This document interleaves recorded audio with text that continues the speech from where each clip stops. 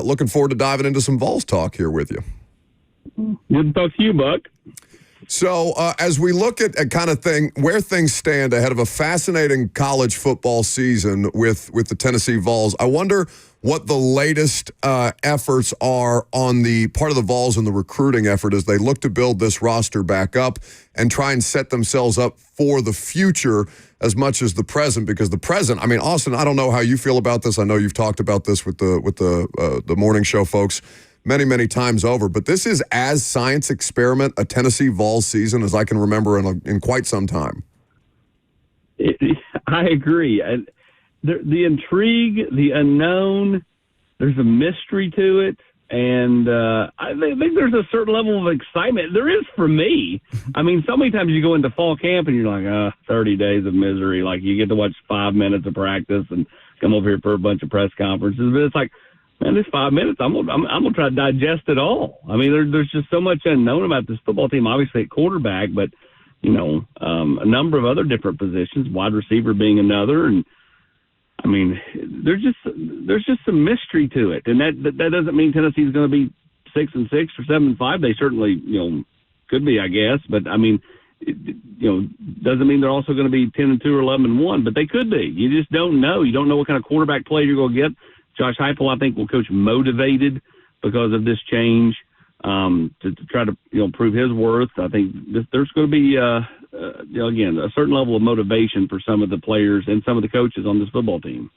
Austin Price of VolQuest's on 3 with us this morning. Austin, with that being said, it was an exciting weekend this past week with the 865 Live, man, and one of the guys they've been after, Savion Hyder, was in town, man. One, how did they pull it off? And two, what kind of impression did they make on him? I continue to believe that Tennessee trends well there. I don't think they're by any stretch the leader. I don't think Michigan's the leader either. I think it's kind of a two-team race right now. Georgia, Ohio State bringing up the 3-4 spots, but the Wolverines and Vols out in front. And Tennessee's done a nice job the last couple of months of making up some ground. They seem to have quite a bit of momentum. Again, he chose to come here this weekend instead of going anywhere else as official visits start for him. Now, he'll take the official visits to 4 to, Columbus and Ann Arbor and Athens and Knoxville. And Tennessee will get the last shot. And the question is when does he commit? Does he do like most do, take the visits in June and commit either late June or early July? Or does he take it more like David Sanders did a year ago, take that thing into August and September? I think that's to be determined. But Tennessee's been working hard on him. Darrell Sims and Savion have developed a nice relationship. And Savion wanted to kind of lay under the radar. And that one's been set in stone for about 10 to 14 days about him coming to town. But he wanted, kind of just no pressure, no fanfare coming into town. But once he got here, it was all hands on deck trying to continue to impress him. Also, one of the top prospects was edge rusher. How do you say Hezekiah Harris? He's an Auburn commit that was in town too. How do you flip a guy like that from Auburn at this point? Persistent and consistent, and that's what Coach Chop has been with Hezekiah Harris. He has been very much persistent and consistent with him. Hezekiah has been here a bunch for a kid that's committed to another school, right? And I feel like Tennessee, again, continues to have some momentum there, and he'll be back for his official visit.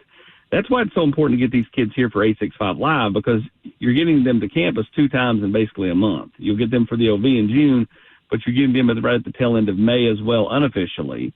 And Tennessee's hit rate has been really, really good. Nothing's 100%, but it's probably 50 or better on the kids that have been here for both 865 Live and their official visit a few weeks later. And, to get him back up here is a big deal. I continue to feel like that's one that Tennessee has a real opportunity to flip.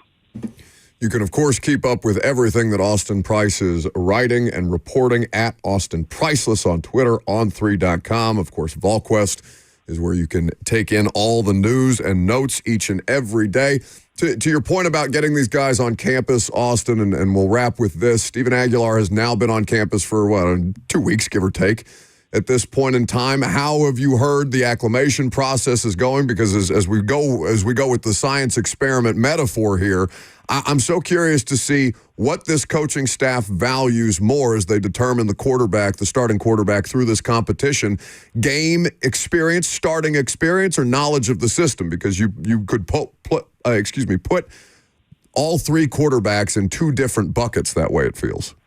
You really could. I mean, Joey Aguilar does have all of the game experience, and then the other two, even if for George McIntyre, he's got 4 or 5 months of being on campus in the system, and of course Jake Merklinger has a year and a half of doing that. And you know, for Josh Heupel, that's why this thing's going to be a wide open competition come August, and it's up to Joey Aguilar to hit the ground running. If he can learn the offense and not make the mental errors in fall camp, I think his game experience would be the tipping point in his favor.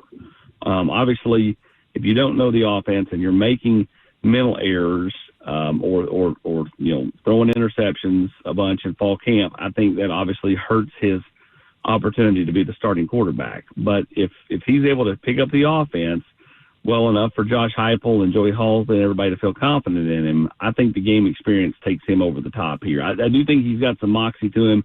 2 years ago, he was a really, really good buck at Appalachian State. Last year, not as good an offensive line, running for his life, not as good a receivers, and you know, made some mistakes, forced some things, took more gambling risks a year ago.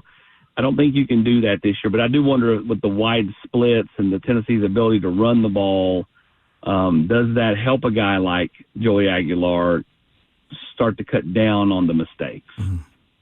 Understood. Well, Austin, we so appreciate you taking some time. Good to catch up. Great intel as always, my friend.